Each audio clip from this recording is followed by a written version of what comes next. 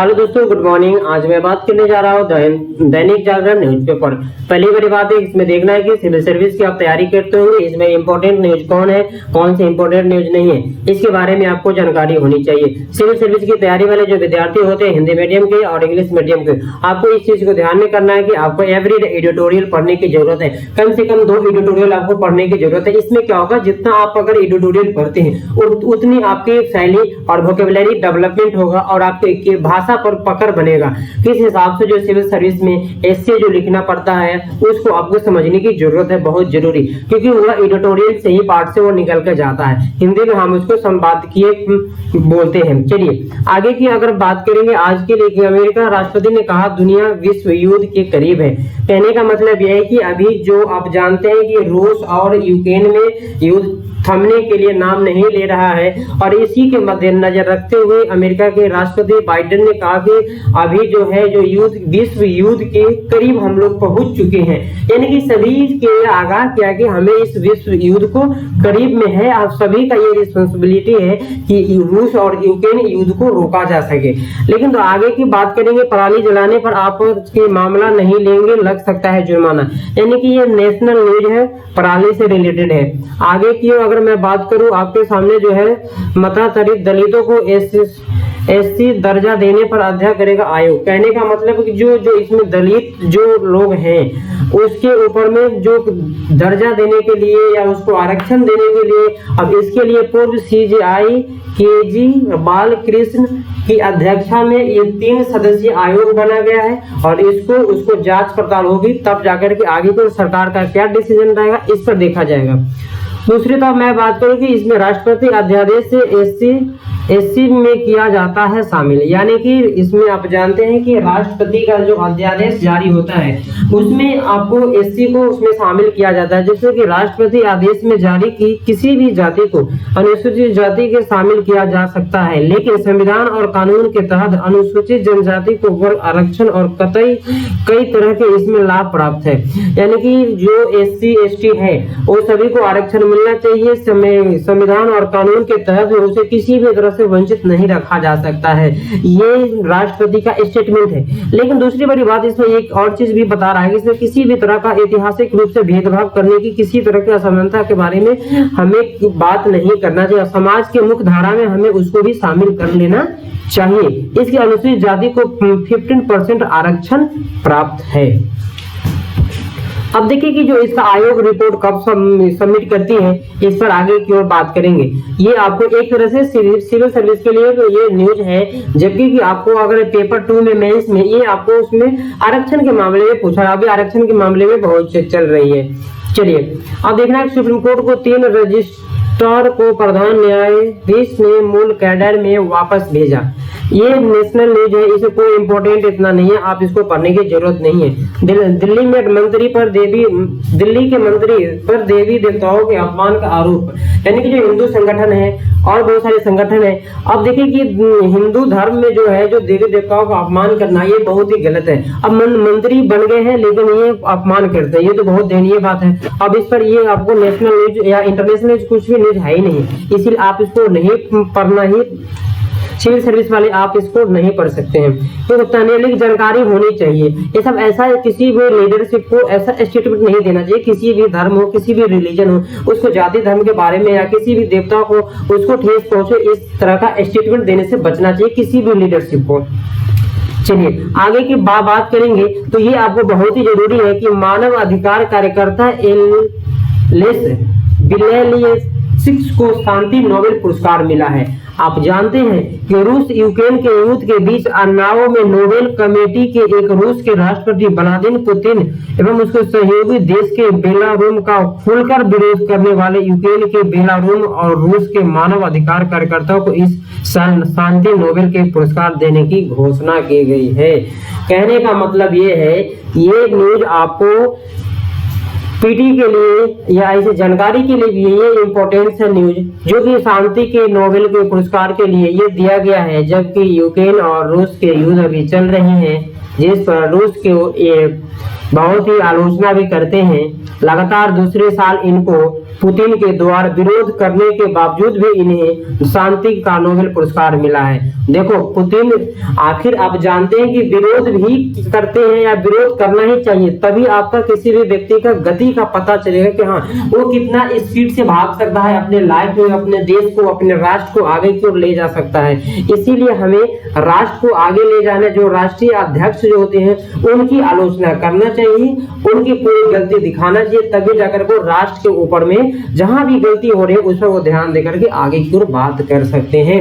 ये लागू होती है सिविल सर्विस की कैंडिडेट पर भी लागू होती है कि उन्हें भी आलोचना जब तक अगर नहीं होती है तब तक के उन्हें पूरा एनर्जी और पूरे एफर्ट नहीं लगा पाते किसी भी कोर्ट में। अगर पूरी आलोचना होती है उनका तो पूरे दिल से पूरे 100% फोर्स लगा दें, तभी जाकर के सिविल सर्विस में पास हो जाते हैं। इसीलिए यहाँ से सिविल सर्विस जो कैंडिडेट है वो एक चीज सीख लेना चाहिए कि उन्हें आलोचना होगा तभी जाकर के बहुत तेजी से वो अपना रफ्तार पकड़ सकते हैं। आप एक और उदाहरण मैं देना चाहूंगा, आप लोग अच्छी तैयारी करते होंगे, लेकिन अगर रॉकेट को अगर मुझे ऊपर छोड़ना है, जब तक कि उसको नीचे से अगर आग में लगाऊंगा तभी तो उड़ जाएगा। अगर जितना तेजी से उसमें आग लगा दें उतना ही रॉकेट तेजी से भागेगा आकाश में। क्यों? क्योंकि उसके नीचे से आग लगी हुई रहती है। जिसके शरीर में आग लगा हो तो उसको आप कहीं से भी किसी भी दबाव में रोक नहीं सकते, उसको सक्सेस मिलकर ही रहेगा, वो सक्सेस पाकर ही रहेगा।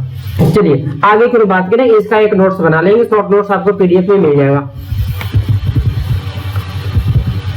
अब जानते कि एनसीआर में अभी औद्योगिक क्षेत्र में होगी गैस पाइपलाइन, ये अरविंद केजरीवाल ने या स्टेटमेंट में ये बताए गए हैं। चलिए और कोई ये आपको सिविल सर्विस के लिए ये सभी न्यूज जो है आपको ये नहीं है, इसीलिए आपको ये सब चीज को एक्सप्लेन मैं नहीं कर रहा हूँ। आगे है कि इसमें मुसलमान वन दलितों को SC/ST में समाज पर पड़ सकता है व्यवहार, ये आपको पढ़ने की कोई जरूरत नहीं है। अब एक चीज और मैं बता दूं आपको कि पूर्वी लद्दाख जो है, कल भी एक स्टेटमेंट में एडिटोरियल में बताया गया था कि जब तक कि 2020 तक के, अगर 2020 में जो स्थिति थी चीन और भारत की, उस तब अगर नहीं हो पाएगा, नहीं होगा जब तक कि हमारी सेना जो है वो अलर्ट में रहेगी। अभी भी पूर्वी लद्दाख की सीमा पर हालात बुरी तरह से सामान्य नहीं है, अभी भी कुछ भी हो सकता है। ये भारत ने कहा कि शी जिनपिंग ने लोगों को मानव अधिकार का सम्मान हो। अगर इसमें बात करेंगे तो उग्र गर्म मुस्लिम को सामने पहली बार मुंह मोड़ा है भारत ब्रिटेन FD को लेकर संशय। अब देखिए कि भारत और चीन के बारे में है, इसको पढ़ना है और इसको नोट्स बनाना है, आपको आगे की प्रक्रिया में मिल जाएगा। ये नोट्स पढ़ने की जरूरत है क्योंकि ये आपके लिए इंपॉर्टेंट है, इंटरनेशनल न्यूज है ये। दूसरी बड़ी तरह अभी भी एक रैली में अभी अमित शाह होम गृह मंत्री है अभी भारत के, इसमें हमें ये सलाह दिए हैं कि हमें विदेशी कंपनी यहाँ नहीं आना चाहिए, हमें उनका सामान भी इस्तेमाल नहीं करना चाहिए और इसे हमें सहकारिता को इतना मजबूत करे कि विदेशी कंपनी यहाँ न आ सके, ताकि हमारा सहकारिता से ही मजबूती मिले, जो भी सामान बने उनका भी फायदा हो और हमारे राष्ट्र भी आगे बढ़े। चलिए दूसरी तरफ मैं बात करूं इसमें कि अमेरिका समेत 76 देश खाते हैं भारत का नमक। आप जानते हैं कि नमक सत्याग्रह जो हुआ था, जिस समय भारत पर ब्रिटेन हुकूमत चल रही थी, उस समय भी नमक कानून, तो नमक पर बहुत ज्यादा टैक्स बढ़ा दिया गया था, इसीलिए नमक सत्याग्रह हुआ था। महात्मा गांधी ने इसे सफल बनाए थे। लेकिन अभी भी आप जानते हैं कि 76 कंट्री ऐसा है जो कि भारत के नमक खाते हैं, जैसे में Nepal, Dubai, Qatar, Liberia, Oman और लीबिया ये जैसे देश है जो कि भारत के नमक खाते हैं। और आप बात कर लेते हैं कुछ उत्पादन भी हमारे भारत में होते हैं, गुजरात, तमिलनाडु, राजस्थान और अन्य कुछ राज्य है, क्योंकि सबसे ज्यादा मेरे गुजरात में ही ये नमक का उत्पादन होते हैं बहुत ज्यादा। उसके बाद तमिलनाडु है, फिर राजस्थान है, फिर अन्य कुछ ऐसे राज्य है। ये आपको नेशनल न्यूज पर आपको इसको रखना है। नेशनल, ये इंटरनेशनल न्यूज भी, हाँ इंटरनेशनल न्यूज है क्योंकि आपको ये पूरे देश को भी तो नमक सप्लाई कर रहा है। चलिए ठीक है, आगे बात कर लेते हैं इसमें, आगे बात कर लेते हैं थोड़ी देर में कि आप जानते हैं कि इसमें एक चीज और बताया जा रहा है कि थरूर के तेवर से खरे भी सक्रिय होने को बादे। थरूर जो है अभी कांग्रेस के प्रेसिडेंट के लिए नामांकन भरे हैं और ये चाहते हैं कि पूरे युवा कार्यकर्ता को अपने तरफ रुझाने की कामयाबी पर लगे हुए हैं। और थरूर ने जारी किया अपना घोषणा पत्र, इसमें लिखा हुआ कि प्रमुख प्रदेश प्रमुखों का समिति हो कार्यकाल। चलिए, इसे कोई ज्यादा इंपॉर्टेंस नहीं है और इतना कोई जानने की जरूरत भी नहीं है, ये सिविल सर्विस के उतना भी मायने नहीं रखता है। और चुनाव से पहले कांग्रेस को एक और झटका, सुखराम के पोते आशय भाजपा में शामिल होंगे। इतना सिविल सर्विस के लिए इंपॉर्टेंस नहीं है। चलिए आगे के बात कर लेंगे। इसमें शाह ने पहले नीतीश जा रहे जेपी के गांव प्रभावती के नाम पर सरकारी अस्पताल। कहने का मतलब जेपी आप जानते हैं कि जयप्रकाश नारायण, और बिहार में जो कि वहाँ पे अमित शाह भी जा रहे हैं, नीतीश कुमार भी जा रहे हैं। तो पहले उनसे पहले नीतीश कुमार ही जा रहे हैं, उसके बाद वहाँ पे अमित शाह जाएंगे। नई पीढ़ी तक उतर आ सकती है परिवार की राह। ये कोई सिविल सर्विस के लिए इंपॉर्टेंट न्यूज नहीं, इसीलिए आप इसे ना पढ़ेंगे तो ही फायदा होगे। चलिए अपने टाइम वेस्ट नहीं करेंगे। ऑल इंडिया इनाम काउंसिल ऑफ मौलाना मुस्लिम युवाओं को घोंसले थे जिहादी जहर। पंजाब में दिल्ली तक फैल गोलत का शराब कारोबार। ये कोई इंपॉर्टेंट न्यूज नहीं है, इसके आपको पढ़ने की कोई जरूरत भी नहीं है। आप एक और भी ध्यान रखें कि नेशनल न्यूज क्या है। नेशनल न्यूज इसमें ये है कि रतन टाटा और चार्ल्स सनी बाबू राजेंद्र प्रसाद को शांति सेवा रत्न पुरस्कार मिला है, यानी कि शांति पुरस्कार इनको दिया गया है। ये आपको नेशनल न्यूज है, इस न्यूज को आपको इंपॉर्टेंट समझना और इसको एक नोट्स बना लेना है, शॉर्ट नोट्स सबके बारे में। चलिए दूसरी तरफ बात करेंगे। आर्थिक और बदलाव के लिए साथ तेजी प्रतिस्पर्धी बन रहा है जम्मू कश्मीर। जम्मू कश्मीर जो अभी है, जो यूटी में है, इसमें बहुत तेजी से बदलाव हो रहा है सामाजिक और आर्थिक। दूसरी ओर बात करेंगे, इसमें पुंछ में धमाका करने के लिए भेजी गई थी आईडी 6 गिरफ्तार। पहली बार बर्फबारी में पर्यटन को गुलजार होगा सोनमार्ग। कोई इंपॉर्टेंट न्यूज नहीं है आपके सिविल सर्विस के लिए। अब एक चीज ध्यान कर लेना है आपको कि अभी रिसेंटली में से श्रद्धांजलि अर्पित करते हुए यहाँ पे वायुसेना दिवस पर, अभी वायुसेना दिवस था, इसमें पहले शुक्रवार को नई दिल्ली में सीडीएस, आप जानते हैं कि सीडीएस कौन है? सीडीएस के चेयरमैन है अनिल चौहान। वायुसेना के प्रमुख कौन है? BR चौधरी। नौसेना के प्रमुख कौन है? R हरित कुमार। और थल सेना के प्रमुख कौन है? मनोज पांडे। एक तीन सभी चारों ने अपने सैनिक दिवस पर सभी जो हमारे सैनिक गुजर चुके हैं, जो शहीद हो चुके हैं, उनको श्रद्धांजलि अर्पित किए हैं। आपको ध्यान में कर लेना है।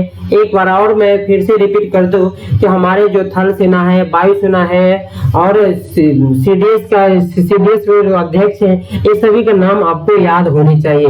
पहली बार में आपका है कि सीडीएस के अनिल चौहान, वायुसेना BR चौधरी, और नौसेना के प्रमुख कौन है? R हरीश कुमार, और थल सेना के प्रमुख कौन है? मनोज पांडे। आपको ये सभी नाम याद होने चाहिए। आपको हमेशा ये ओट पर होना चाहिए। जिस तरह से कभी कुछ तुरंत बोल देते हैं ना, उससे सबका नाम याद होना चाहिए। तो आपको ये थोड़ी इंपॉर्टेंट है जानकारी के लिए आपका। चलिए आगे बात कर देते हैं। इसमें नेशनल न्यूज का, ईरान नौका ने 1.2 करोड़ की हीरोइन जब्त किया है। अच्छा, आयुष्मान भारत के तहत जल होगी OPD पंजीकरण। ये आपको सिविल सर्विस की न्यूज इतना इंपॉर्टेंस नहीं है। दुबई भागे घोटालेबाज रस्सी के तार मेहुल चौधरी से जुड़े, कोई इंपॉर्टेंट न्यूज नहीं है आपके लिए, छोड़ दीजिए। मैं आगे की बात करेंगे। फायरिंग समय दौरान में बैन, ये कोई इंपॉर्टेंट न्यूज भी आपके सिविल सर्विस के लिए नहीं है। अगर मैं ये बात करूं, ये आपको नेशनल न्यूज है।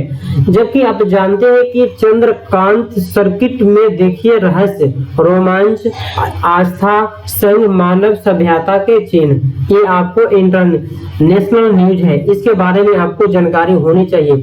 और इसका एक नोट, शॉर्ट नोट्स आप बना लेंगे तो आपके लिए पेपर 1 में काम आएगा, जो हिस्ट्री का ये टॉपिक है। अगर मैं बात करूं, काशी नगरी के पड़ोसी में स्थित चंदौली, मिर्जापुर और सोनभद्र में छिपा है ये चीज। चंदौली, मिर्जापुर और इसमें काशी नगरी। आप जानते हैं कि सुगंध पैटर्न स्थलों का खजाना चुनार, दुर्ग और माँ विंध्यवासिनी धाम भी है यहीं। यहाँ पर ये बहुत ही इम्पोर्टेंस है, जो कि आपको एक शॉर्ट में आपको बताया गया है। इसको QR कोड को आप स्कैन करके भी इसको नोट्स बना सकते हो, पढ़ सकते हैं। तो मैं इसमें एक चीज बता दूं आपको कि पहाड़ी और जल प्राप्त ऐसे पहुंचे इन दर्शनीय स्थलों तक अनमोल धरोहर है फ्रांसिस पार्क। ये सब आपको बहुत ही इंपॉर्टेंट है, इसके लिए नोट्स बनाना है और आपको PDF पे मिल जाएगा। चलिए आगे की बात कर लेते हैं। अब इसके लिए ये है कि आपको इम्पोर्टेंट नई तरह की राजनीति की प्रतीक्षा में देश। अब अभी जब तक कि चुनाव है, आप जानते हैं कि 2023 में और वहाँ पे गुजरात में चुनाव है, तब कुछ ऐसे भी राजनीति हमारे देश के राजनीतिक दल हैं जो विकास पर कम ध्यान देते हैं। जब अगर चुनाव आ जाती है तो पूरा फोर्स वो अपना फोकस चुनाव पर ही लगाते हैं, ये देखने को मिला है। लेकिन अब इसी तरह से आज लेते हैं डॉक्टर S.K. वर्मा, ये बताते हैं कि जब लोकतंत्र सत्ता मुल्क और चुनाव के केंद्रित है तो फिर नेताओं का ध्यान शासन में नहीं कैसे लगेगा।